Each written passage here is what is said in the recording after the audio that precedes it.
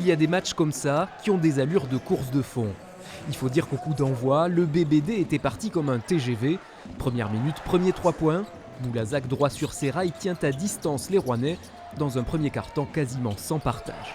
Je crois qu'il y en a qui avaient envie de galoper, c'est vrai.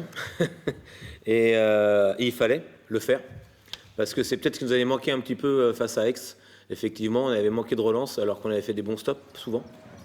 Et là, on a vraiment essayé de traverser le terrain le plus vite possible pour moins subir la pression, pour avoir plus de temps pour attaquer aussi en zone avant.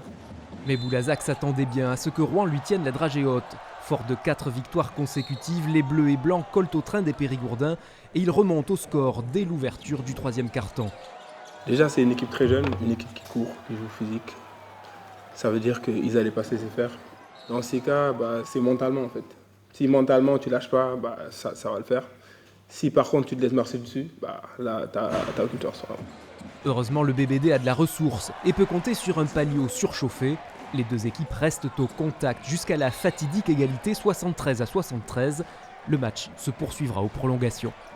On a souvent tendance à dire qu'en prolongation, c'est les 5 premières possessions qui vont définir ce qui va se passer derrière. C'est souvent comme ça que ça se passe.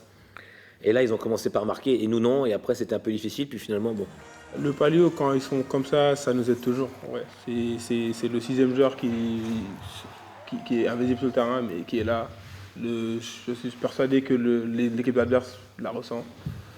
Du coup, ça nous aide toujours, ouais. Au terme des 45 minutes de match, le BBD finit par s'imposer 87 contre 83. Boulazac reste le leader du championnat.